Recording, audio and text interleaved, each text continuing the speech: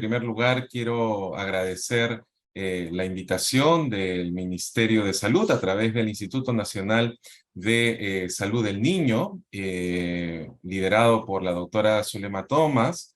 Y también quiero agradecer a Katia Granados, quien gentilmente hizo la invitación para participar a este curso, ¿no? Y también quiero agradecerle la confianza depositada en la Universidad Continental para auspiciar este curso introductorio, que lo considero un hito, no solamente por los contenidos que son vigentes, actuales, sino también por un amplio espectro en los ponentes, ¿no? Yo creo que este curso, si bien es cierto, es un curso introductorio, debería derivar en otros cursos relacionados, dada la rápida evolución de la inteligencia artificial y las aplicaciones que se vienen dando en el campo médico y en general en el impacto que viene ocasionando en la salud pública, ¿no? El día de hoy es una primera ponencia. Recordemos que este curso, como bien se ha mencionado, tiene una diversidad de temas. No se pretende en esta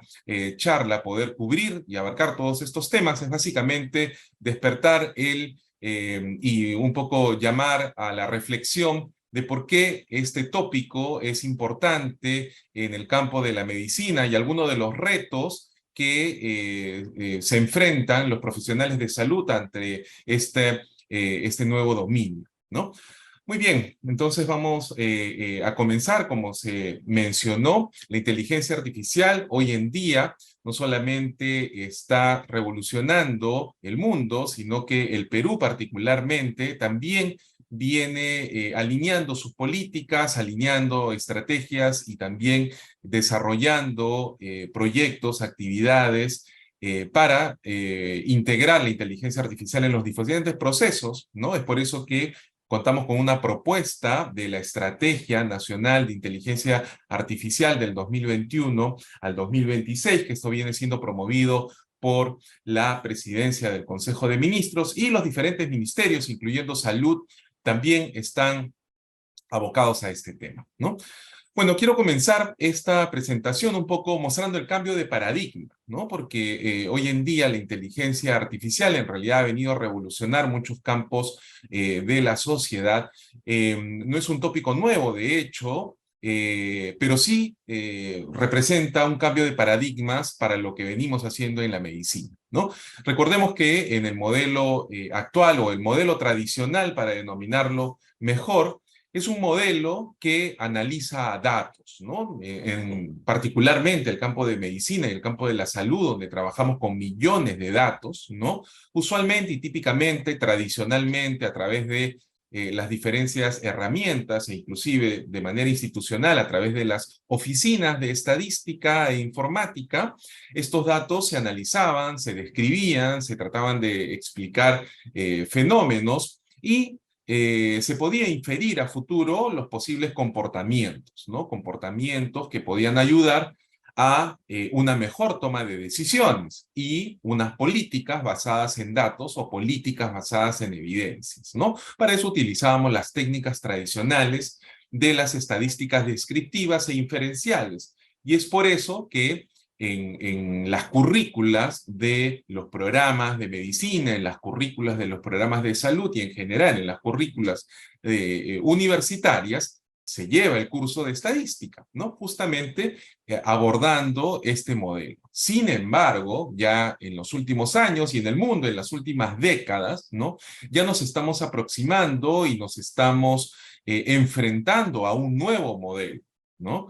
Que dice un modelo futuro, pero que en realidad es un modelo que ya se viene utilizando, implementando, desarrollando, que es un modelo más predictivo y es un modelo más inteligente, ¿no? En el cual el modelo no solamente analiza los datos, sino que ya empieza a identificar relaciones entre ellos, y quizás relaciones que nosotros no contemplábamos inicialmente en nuestras hipótesis, ¿no? Entonces, gracias a estos modelos empiezan a descubrir nuevas relaciones y sobre estas nuevas relaciones predecir futuros comportamientos, pero ya de forma más precisa, ¿no? E inclusive en situaciones inesperadas o en situaciones muy diferentes a las que originalmente se habían planteado. Y esto gracias a otras técnicas, ¿no? A técnicas justamente de inteligencia artificial y, por ejemplo, Machine Learning, ¿no? Que luego lo vamos a ver a continuación.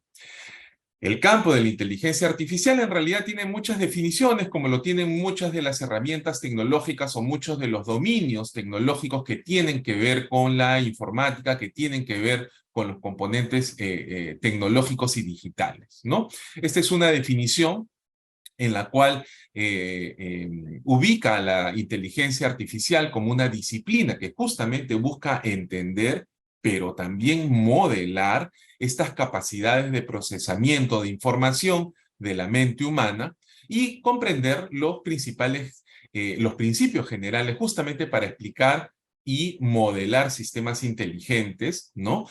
A través del computador o las tecnologías como medio de simulación, ¿no? En el Perú, como digo, el campo de la inteligencia artificial ya viene siendo aplicado a varios sectores. Salud, lamentablemente, como muchos de otros ejemplos tecnológicos, viene siendo relegado a comparación de otras disciplinas y de otros campos, ¿no? La economía, etcétera, donde la banca, por ejemplo, donde ya viene utilizando la banca, el comercio, vienen utilizando estos modelos predictivos ya desde hace muchísimos años atrás, ¿no? Para el caso de salud, salud cuenta también con una definición que está establecida en la Agenda Digital del Sector Salud del 2020 al 2025, que publicó el Ministerio de Salud justamente en el marco de la pandemia por el COVID-19, y la inteligencia artificial, según lo define la Agenda Digital y el Ministerio de Salud, justamente aborda las diferentes tecnologías que pueden servir ya sea para emular características o capacidades exclusivas del intelecto humano, ¿no? Luego, el mismo Ministerio de Salud establece que la inteligencia artificial es justamente un campo de la salud, lo reconoce como un campo de la salud, que se basa en la utilización de algoritmos y también de técnicas de software, justamente para predecir, ¿no? Para predecir la situación de la salud humana a través del análisis de un conjunto de datos médicos, ¿no? Y aquí es un punto importante, ¿no? Porque aborda un conjunto de datos médicos. Y eso también implica un cambio de paradigmas. Usualmente la estructura de salud, como lo hemos aprendido tradicionalmente, ¿no? Los conjuntos de salud ya estaban estructurados o estaban definidos previamente, ¿no? Es por eso que existían registros de pacientes con tuberculosis, registros de pacientes con VIH-Sida, registro de pacientes con alguna enfermedad infecciosa o con alguna condición crónica, etc., ¿no? Pero hoy en día ya tenemos que ver los datos médicos como en su conjunto, ¿no? Es por eso que ahora nos enfrentamos todo a los desafíos del Big Data, por ejemplo, ¿no? Entonces, el Ministerio de Salud ya ha tomado un primer paso, lo ha incluido dentro de la agenda digital y específicamente lo ha incluido en uno de los objetivos de la agenda digital del sector salud. Vamos a volver a referirnos a la agenda digital del sector salud luego, porque consideramos que es un marco importante justamente para articular las diferentes herramientas, ¿no? Ahora estamos abordando un componente que es la inteligencia artificial, pero nunca debemos desconectar la inteligencia artificial de los otros procesos y componentes que tiene la salud digital y en general el sistema de salud. Pero específicamente el Ministerio de Salud establece en el objetivo número 3 de mejorar la confiabilidad y disponibilidad de la información para su uso en el análisis y la toma de decisiones en diferentes niveles del sector salud, ¿no? Como sabemos, la agenda digital aborda muchas estrategias y muchos objetivos, ¿no? En este objetivo específico, incluye los componentes de registros de datos. Recordemos que el Ministerio cuenta con un repositorio único de información en salud, el REUNIS, ¿no? También el Ministerio de Salud está abocado, y por eso es un mandato de política, el diseñar e implementar justamente los datos abiertos y repositorios de datos abiertos para el sector salud, ¿no? En paralelo de mejorar el acceso, la conectividad en las IPRES, que es fundamental, porque sin conectividad no vamos a poder desarrollar ni inteligencia artificial, ni sistemas de telesalud, ni la historia clínica electrónica tan necesaria hoy en día, ¿no? Y para eso, específicamente en el punto 3.5, especifica que el Ministerio de Salud promueve la implementación de sistemas de Big Data y de inteligencia artificial justamente para el análisis, dice, en tiempo real de los datos para mejorar la eficiencia en el gasto público y la calidad de la atención de los servicios de salud, ¿no? Esto es bien, bien importante porque justamente establece como política el Ministerio de Salud que estas herramientas lo que buscan es, por un lado, mejorar la calidad de atención, que es algo sumamente importante. Recordemos que hoy en día no solamente los esfuerzos deben estar abocados a mejorar la calidad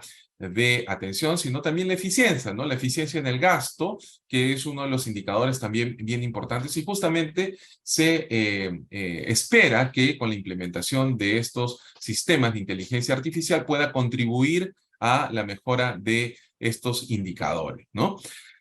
Sin embargo, como sabemos, la implementación de este objetivo específico no solamente va por el tema de presupuesto, ¿no? Recordemos que si queremos implementar un sistema de Big Data o de inteligencia artificial para mejorar la calidad de atención, tenemos que ver en qué procesos, ¿no?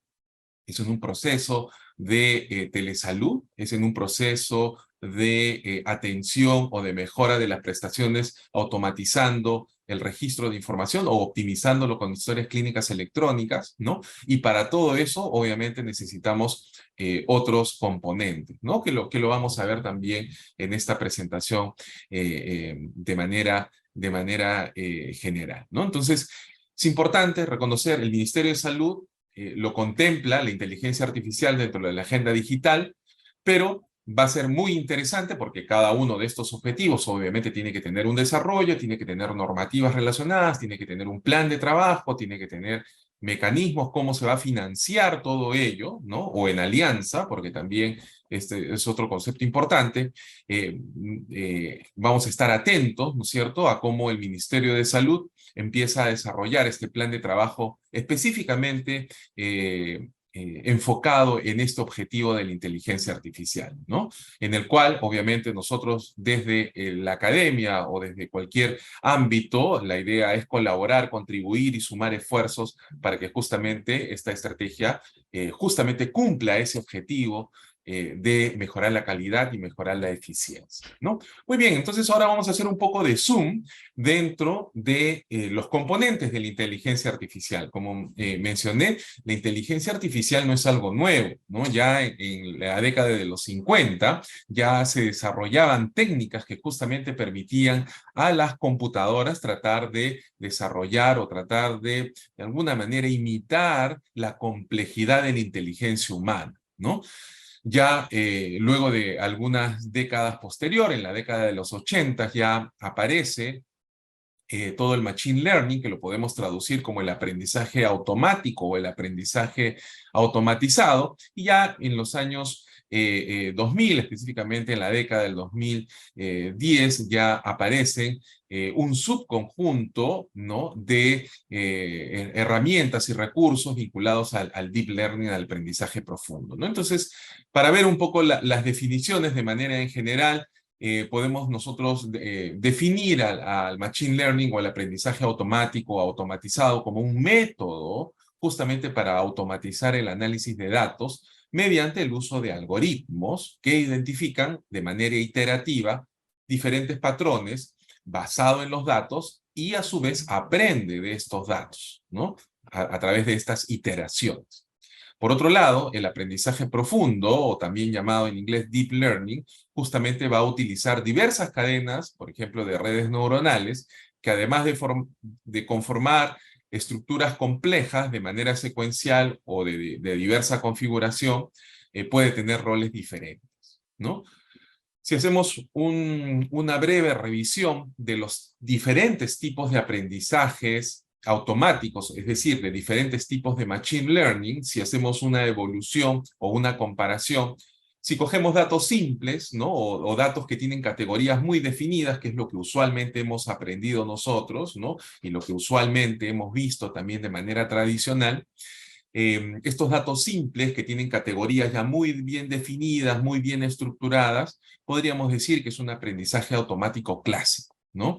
Pero muchas veces no es la vida real no se basa en datos simples, no se basa en categorías bien definidas. Recordemos cómo han estado estructuradas nuestras historias clínicas tradicionales, ¿no? Las historias clínicas tradicionales, un médico o un profesional de salud registraba los datos de diferente manera, ¿no?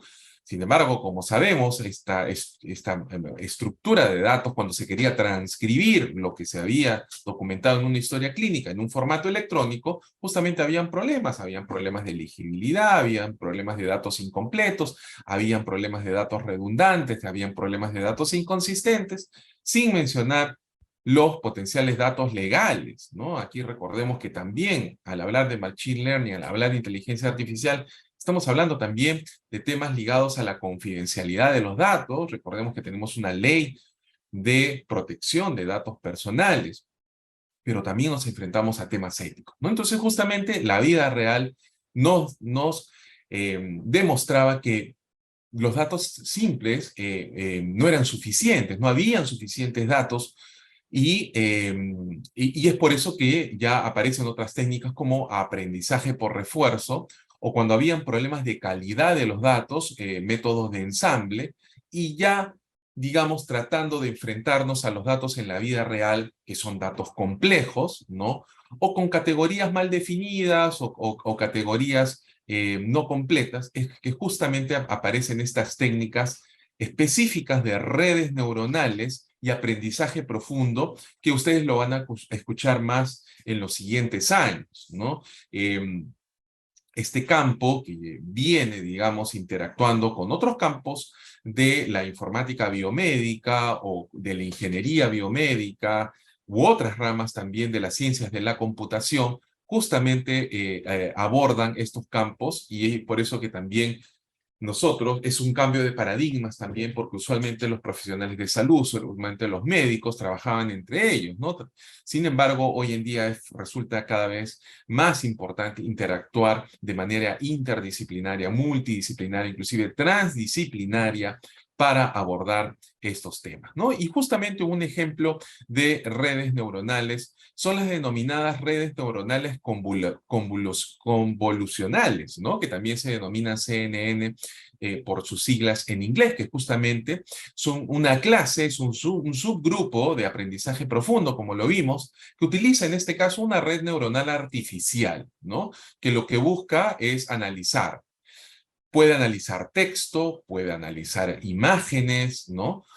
Puede analizar una diversidad de tipos de datos, ¿no? El día de hoy vamos a mostrar un ejemplo de análisis de datos basadas en imágenes, ¿no? Imágenes visuales. Y particularmente este tipo de clase, que son las redes neuronales convolucionales, es un tipo de redes neuronales muy efectivas justamente en la tarea de reconocer y clasificar, ¿no? Muy rápidamente, ¿no? Obviamente con una buena conectividad, ¿no?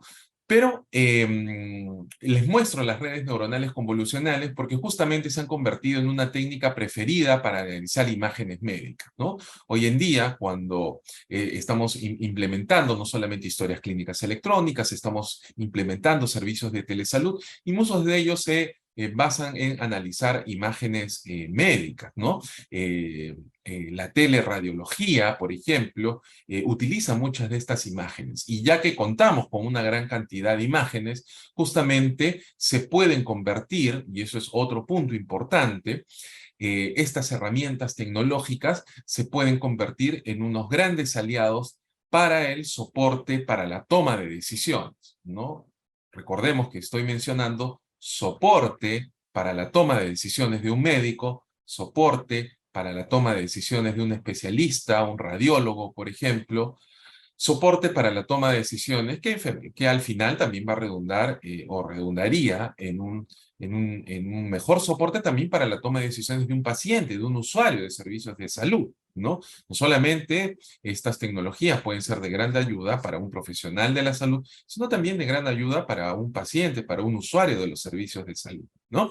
Entonces, en este caso específico, está justamente estas redes neuronales convolucionales se pueden convertir en un gran aliado para analizar imágenes médicas como complemento y como soporte para la toma de decisiones, ¿no? Lo que se denomina en inglés los Computer Decision Systems, ¿no? Que también lo vamos a ver mucho en los siguientes años, ¿no? Y aquí les voy a mostrar un primer ejemplo de cómo, por ejemplo, rutinariamente se podría utilizar un sistema de inteligencia artificial. En este caso, abordamos en una investigación que comenzamos hace algunos años en colaboración con diferentes instituciones, con la Universidad de Massachusetts en Estados Unidos, en colaboración con socios en salud y algunos otros colaboradores nacionales e internacionales. Justamente tratamos de enfrentar uno de los grandes problemas que aún tenemos, ¿no? Uno de ellos es la tuberculosis, ¿no? Recordemos que es fundamental un diagnóstico oportuno de un paciente que tiene tuberculosis, que presenta síntomas, para que pueda y no solamente tener el diagnóstico certero, sino también que si presenta el diagnóstico de tuberculosis pueda iniciar tratamiento oportuno, justamente porque la evidencia nos muestra que si un paciente recibe su tratamiento de manera oportuna, se diagnostica de manera oportuna, los desenlaces van a ser mejor que un diagnóstico tardío, ¿no? Donde inclusive enfrentándose a otros problemas como la falta de tratamiento, pueden ocasionar resistencia al tratamiento para esta condición, ¿no? Y es por eso que enfrentarnos también a otros retos de que no tenemos suficientes profesionales de salud en todo el Perú, justamente también la idea era ver cómo una herramienta tecnológica podía resolver o podía atender o podía contribuir, ¿no? a enfrentar este problema, ¿no? Y justamente ante la necesidad de pocos especialistas de salud, ante la necesidad de pocos expertos y pocos especialistas o no suficientemente especialistas para poder diagnosticar, es que salió y nació este proyecto denominado eRex, de tal manera que ante la imagen de un paciente, una placa radiográfica de un paciente con sospecha de tuberculosis, el objetivo fue desarrollar un aplicativo móvil en el cual se desarrollaron algoritmos, se validó un modelo de inteligencia artificial para que, basada en la imagen que se tome a esta placa radiográfica, pueda extraer automáticamente o mapear o identificar algunos patrones anormales o patrones sospechosos de alguna condición, como por ejemplo tuberculosis, de tal manera que utilizando a través de estas redes neuronales convolucionales pueda clasificar automáticamente, mapear esas zonas en las cuales el modelo reconocería manifestaciones de tuberculosis, ¿no? A través de las diferentes manifestaciones de tuberculosis. Para eso, primero teníamos que entrenar el modelo, ¿no? Y para ese entrenamiento de modelo, obviamente, se utilizaron diferentes técnicas, ¿no? Y esta es una de las primeras publicaciones que salió de justamente este proyecto, ¿no? A través de las redes neuronales convolucionales que le mencioné, CNN, nosotros le denominamos TXCNN, justamente lo que buscaba era detectar estos patrones anormales sospechosos de tuberculosis en placas de rayos X utilizando estas redes neuronales convolucionales, ¿no? Y para el momento que publicamos este artículo, logramos un 85.68% por ciento de precisión en la clasificación en un conjunto grande de imágenes con tuberculosis, producto de placas de pacientes peruanos, ¿no? En ese momento, según la revisión de la literatura, fue el porcentaje más alto de precisión obtenido por cualquier otro modelo matemático, ¿no? Hoy en día existen otros modelos, ¿no? En ese momento fuimos uno de los pioneros en publicar y lograr estos resultados, y luego otros grupos en muchas partes del mundo también han replicado esta misma metodología, obteniendo también algunos otros resultados, ¿no?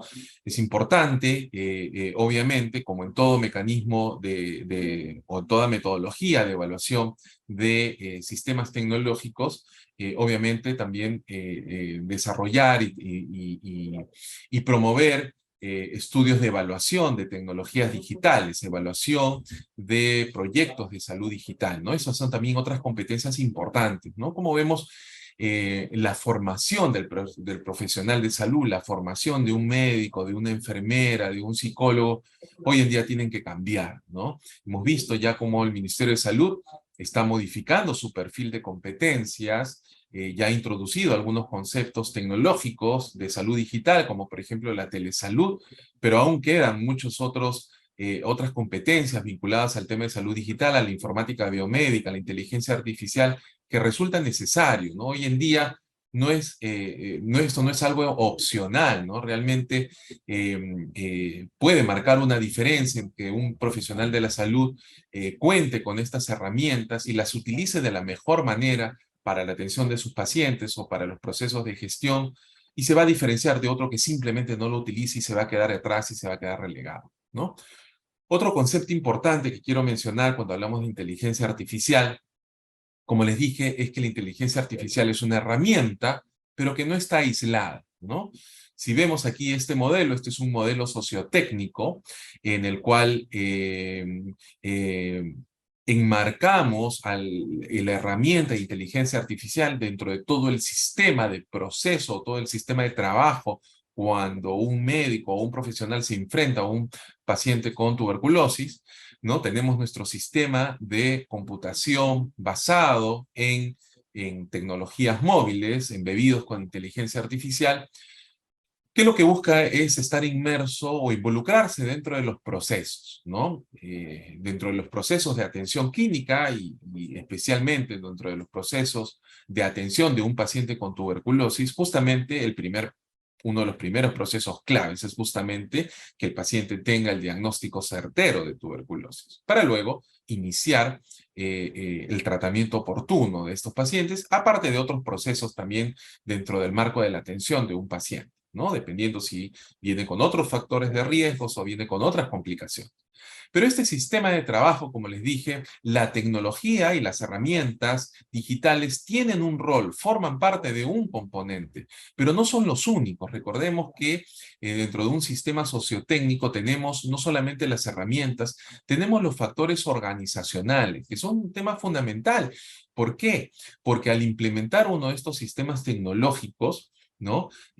Para muchas personas y para muchos profesionales, esto es un tema nuevo, ¿no? Y como todo tema nuevo puede haber resistencia al cambio, ¿no? Y la resistencia al cambio es algo que lo tenemos que tener presente todos los profesionales de salud.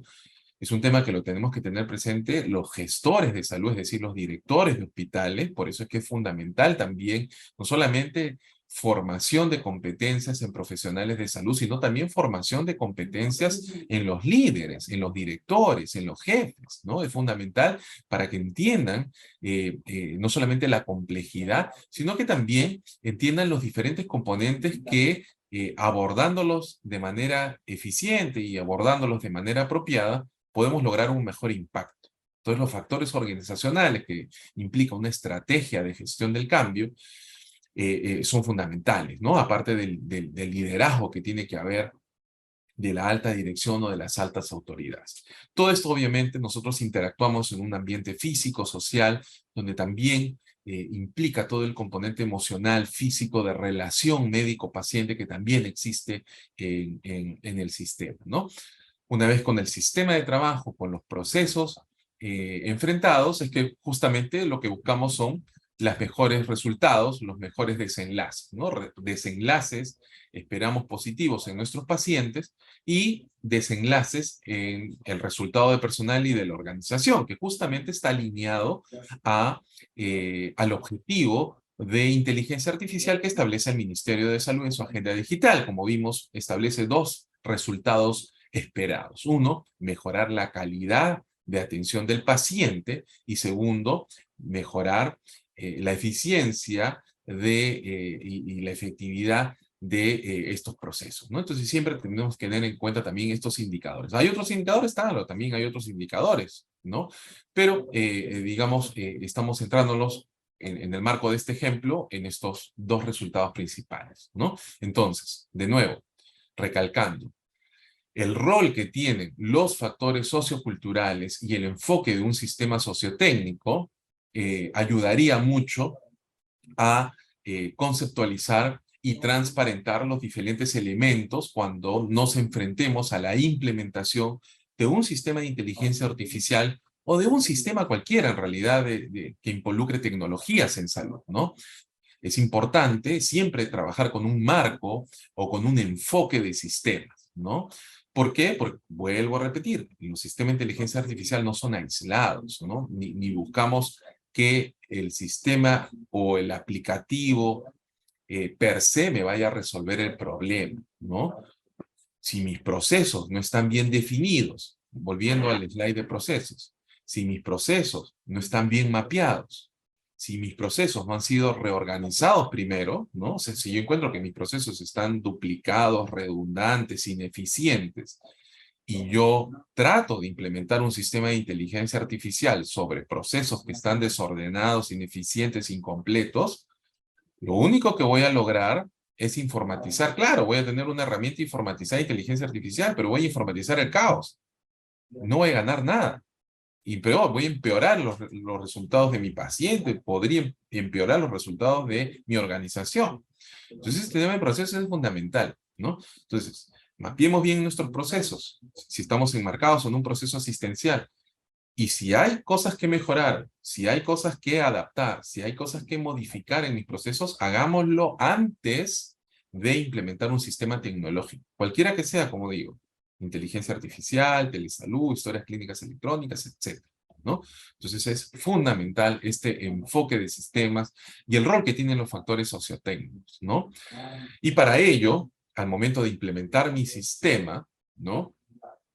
Para ello me puedo valer de muchas herramientas, ¿no? Y aquí de nuevo vienen los sistemas de evaluación y viene la investigación, ¿no? Por eso es muy importante la investigación dentro del proceso de desarrollo y de implementación de aplicaciones o aplicativos de inteligencia artificial, ¿no? Tenemos de manera tradicional, ¿no es cierto?, nuestras herramientas, tenemos también nuestras metodologías cuantitativas, donde podemos utilizar encuestas, formatos, etcétera, para tratar de recabar información útil, ¿no? Es importante evaluar, por ejemplo, qué experiencia tiene la organización, qué experiencia tienen los profesionales de salud o el personal de salud que va a utilizar estas herramientas de inteligencia artificial. Previamente han usado algo similar, previamente han usado alguna herramienta de registro electrónico para salud. Todo eso es importante registrar, ¿no? Porque justamente hay muchos de esos factores que ya están mapeados, ¿no? Y ese es otro mensaje importante, ¿no? Aquí no debemos reinventar la rueda, ya hay muchas metodologías, muchos formatos, muchos cuestionarios ya validados para los diferentes procesos de implementación de un sistema de inteligencia artificial, ¿no? Como menciono, están las herramientas cuantitativas, pero también tenemos las herramientas cualitativas que nos otorgan y nos complementan una riqueza de información que no nos los dan necesariamente las herramientas cuantitativas, ¿no?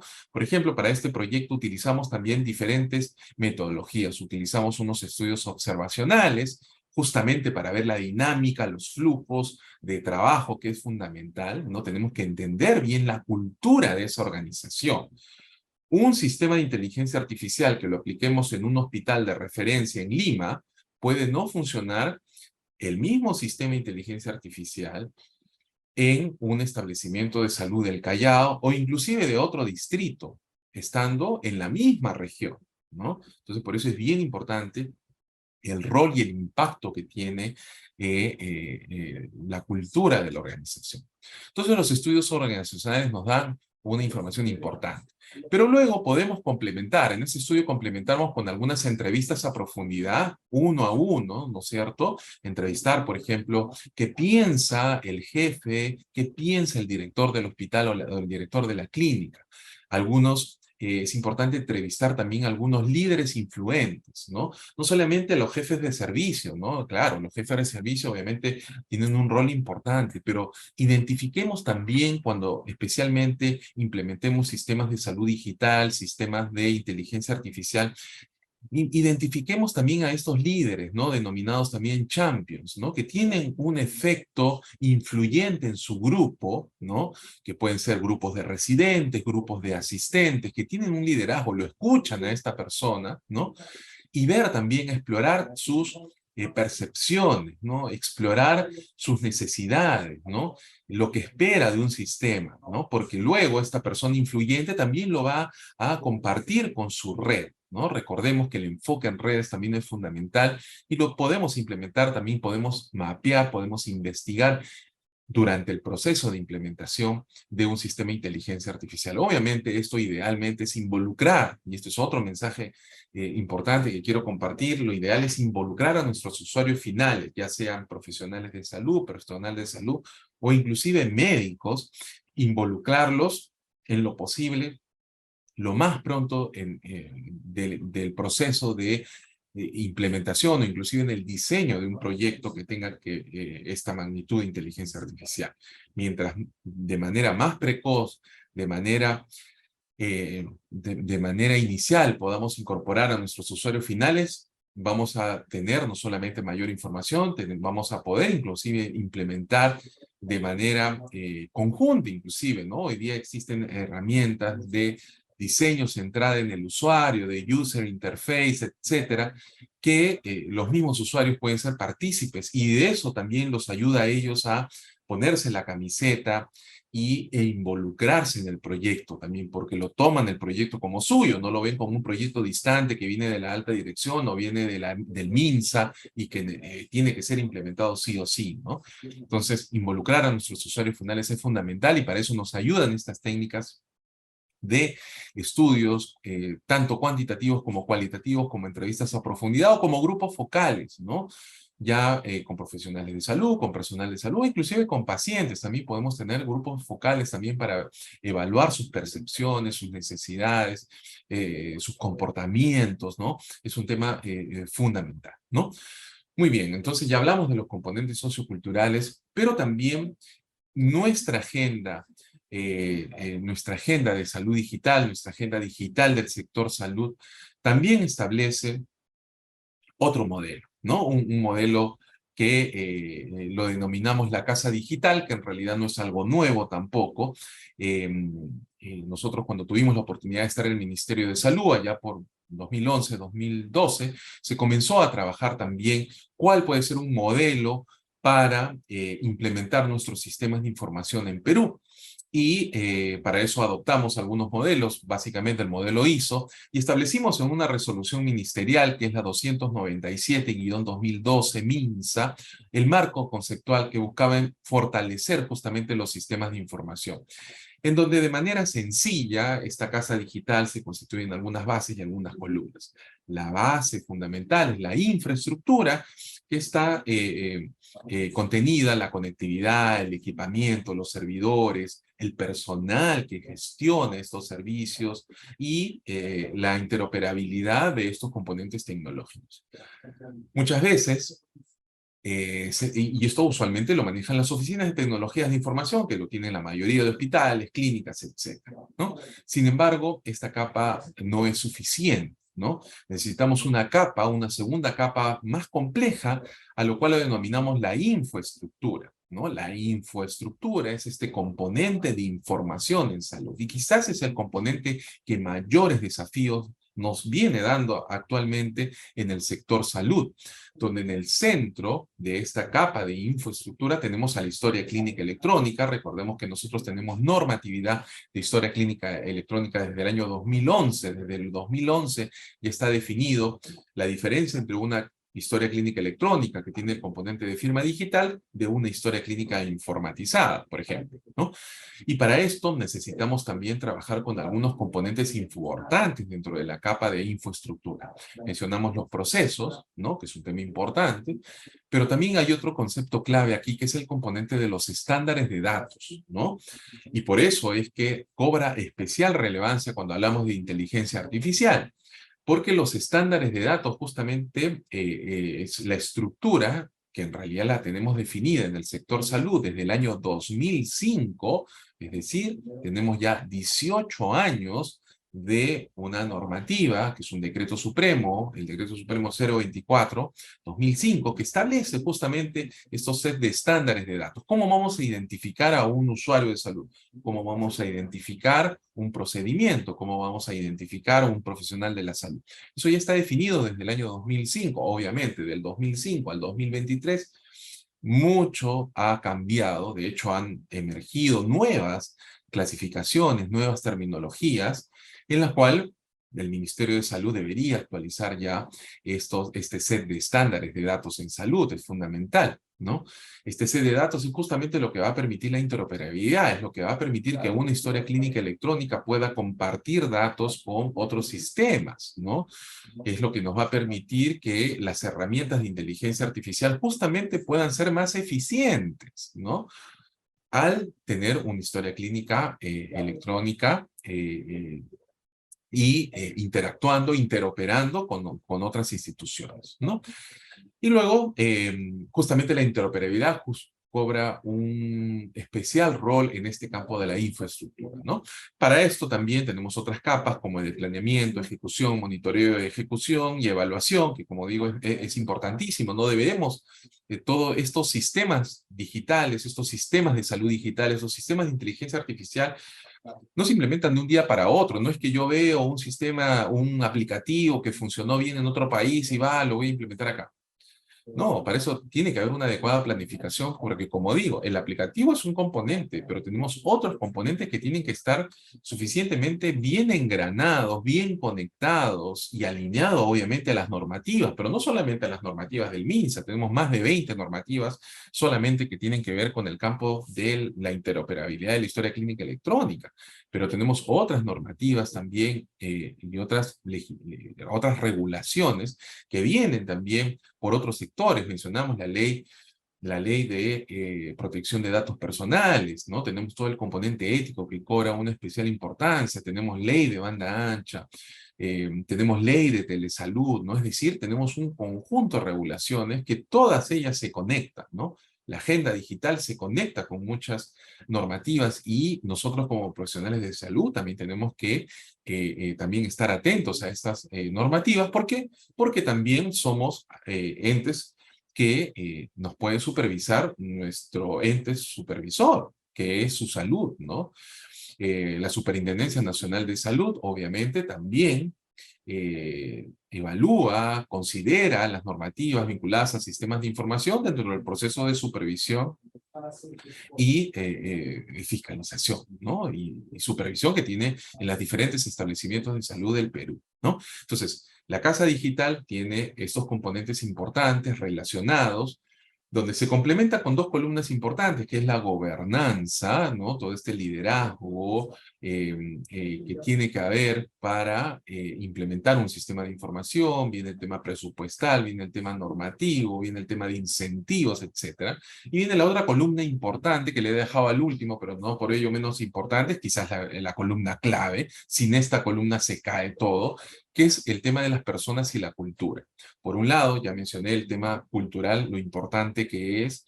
En salud tenemos mucha, la influencia de la cultura tiene un fuerte componente organizacional y es importante considerarlo. Y todo el tema de personas, me refiero al tema de fortalecimiento de capacidades. Me refiero al tema de gestión del cambio, que ya lo comenté anteriormente, pero también me refiero al tema de competencias. Y con el tema de competencias, no solamente me refiero al tema de cursos para los profesionales de salud, por un lado, no. Me refiero a formación específica, ¿no? Hoy en día, ya desde hace algunas épocas en el mundo, tenemos programas formales de diplomados, maestrías, doctorados, inclusive como una especialidad médica, la informática médica o la informática biomédica. Es una especialidad más en países cercanos, en Latinoamérica, como en Argentina, tenemos especialidades médicas de informáticos médicos que justamente lidian con estos temas. Tenemos maestrías de informática médica, tenemos doctorados de informática médica o de informática biomédica, ¿no?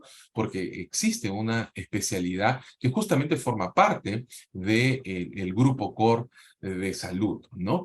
Inclusive hablando de organización, existen posiciones como la de Chief Information Officer, ¿no? De oficial de la información. No es oficial de seguridad de la información, que tienen ya muchas instituciones, sino de oficial de información, ¿no? De Chief Information Officer, que justamente trabaja de la mano con el líder de la organización, llámese el director médico o el gerente médico, justamente mapeando todos estos temas de uso de data, ¿no? De uso ético de data, de qué herramientas de inteligencia artificial pueden complementarse, integrarse para darle mayor valor a los datos y tener mejores decisiones y tener mayor efectividad en la organización, etcétera, ¿no? Pero no solamente capacitar o brindar formación a los profesionales de salud, sino también, como digo, a los gerentes, a los que toman decisiones, a los directores médicos, a los jefes de servicios. Fundamental también que ellos tengan todo este know-how y no solamente estas herramientas, no solo el conocimiento, sino que tengan posibilidad de interactuar, ¿no? E inclusive para los pacientes, ¿no? Los pacientes también se enfrentan a ello. Nuestra agenda digital también establece que el paciente va a tener su portal de salud del paciente, ¿no? Esperemos que también esté pronto. Esto requiere también un nivel de alfabetización en salud, ¿no? Porque también puede haber fácilmente una resistencia, ¿no? Obviamente, ¿cómo voy a compartir mis datos de salud, ¿no? Todo esto tiene que manejarse muy bien, ¿no? Y hay temas que ya el paciente se está enfrentando, el usuario de salud, ¿no? Que ya desde hace años entraba a Google, por ejemplo, para buscar sobre su condición de salud. Hoy en día con el chat GPT, los pacientes también ingresan sus síntomas y les puede salir diagnósticos, por ejemplo, ¿no? Y se lo pueden llevar al médico, ¿no? Y decirle, mire, esto es lo que me diagnosticó ChatGPT basado en los síntomas, basado en estos exámenes auxiliares. ¿Qué piensa usted, no? Y obviamente los profesionales de salud tienen que estar también atentos a estas nuevas tecnologías, ¿no? Y enfrentar y tener la mejor predisposición y las herramientas necesarias para poder guiar, para poder recomendar también al paciente recursos que le puedan ser útiles, ¿no? Como digo, la tecnología per se no es buena o mala, ¿no? La tecnología está ahí. El asunto es qué valor, qué utilidad le damos a esa tecnología, ¿no? No le podemos decir al paciente, no, ni más vuelva a entrar a ChatGPT o ni más vuelva a entrar a Google, ¿no? No podríamos decirle eso, ¿no? Esta casa digital, entonces ya con este marco conceptual que luego fue desarrollado, como les digo, esta es la imagen que figura en la resolución ministerial 297-2012. Esto para aquellos que estén interesados, hay un artículo en el cual desarrollamos todos estos componentes con mayor profundidad, que es el marco conceptual para el fortalecimiento de los sistemas de información de salud en el Perú, y que luego fue también adoptada la Casa Digital en esta agenda digital del sector salud, ¿no? El componente de infraestructura, de infoestructura, la planificación, seguimiento de evaluación, los componentes de los diferentes procesos de salud y la gobernanza y las personas y cultura, ¿no? Muy bien, ya vamos a ir finalizando. También para aquellos que estén interesados en conocer más sobre este proyecto IBREX que busca mejorar, optimizar el diagnóstico de tuberculosis con herramientas digitales, salió publicada en la revista Smart Health, ¿no? Y cada vez más, es que es una revista especializada en el tema de salud inteligente, ¿no? Recordemos que la inteligencia artificial, las herramientas aplicadas al sector salud cada vez están en mayor desarrollo. donde el Ministerio de Salud cumple un rol importante. Recordemos que también está la PCM. CONCITEC también ha venido financiando algunos proyectos relacionados. Recordemos que en el marco de la pandemia desarrolló, promovió una convocatoria que justamente buscaba capacitar a los profesionales de salud en sistemas aplicativos que busquen mejorar o prepararnos mejor ante posibles pandemias y epidemias, ¿no? Y financió algunos proyectos de ciencias de datos, ¿no? O, que buscaban justamente optimizar estos procesos de salud, ¿no? Esta es una revista, Salud Inteligente, pero hay otras revistas también que están vinculadas al tema de inteligencia artificial en salud o inteligencia artificial en medicina, ¿no? Típicamente, solamente voy a mostrar tres aquí. Una es la revista Inteligencia Artificial, pero que está específicamente enfocada al tema de radiología, que es promovida por la Sociedad de Norteamérica de Radiólogos, ¿no? Es una revista Q1 de Scopus.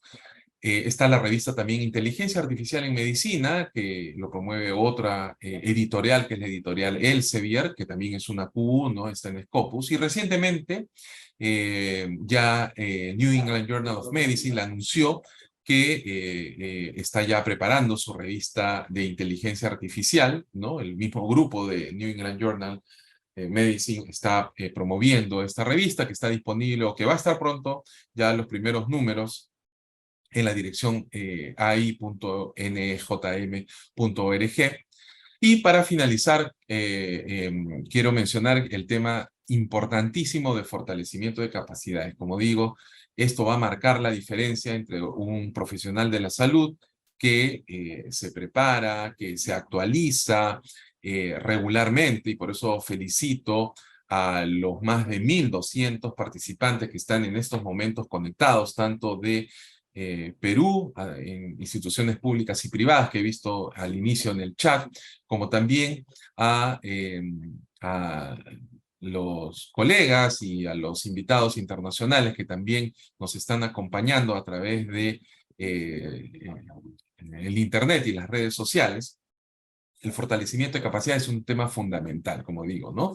En el cual tiene que haber mayor desarrollo. La academia tiene un rol importantísimo, ¿no? Desde la Universidad Continental, nosotros en el marco de la pandemia y gracias al financiamiento del CONCITEC, desarrollamos un programa de inteligencia de datos para la preparación ante pandemias y epidemias, que hoy en día ese programa se ha adaptado a algunos programas de educación continua que salen a través de Continua. Pero también existen este tipo de cursos, ¿no? Por eso yo vuelvo a felicitar al equipo del Instituto Nacional de Salud del Niño, San Borja, por el desarrollo de este curso introductor a inteligencia artificial y espero que se den más cursos vinculados como estos porque justamente, como mencioné, es una necesidad y los médicos, las enfermeras, las obstetras, todo el personal de salud y los profesionales de salud deben contar con estos conocimientos y también algunos componentes prácticos que se lo van a ver ustedes a lo largo de este curso, como menciono, ¿no? Este curso tiene muchos tópicos muy importantes e interesantes que espero que les sirva para su práctica diaria y que busque también mejorar la calidad de atención de sus pacientes. Finalmente, les dejo ahí mis contactos, mi correo electrónico www.curioso@continental.edu.p o también pueden seguirme en Twitter, en @WalterCurioso, donde también compartimos regularmente algunas noticias, oportunidades de capacitación y también información interesante vinculada a la inteligencia artificial y a la salud digital y a la salud pública. Así que, nuevamente, muchísimas gracias por la oportunidad y espero que este curso sea súper útil para todos ustedes. Muchísimas gracias.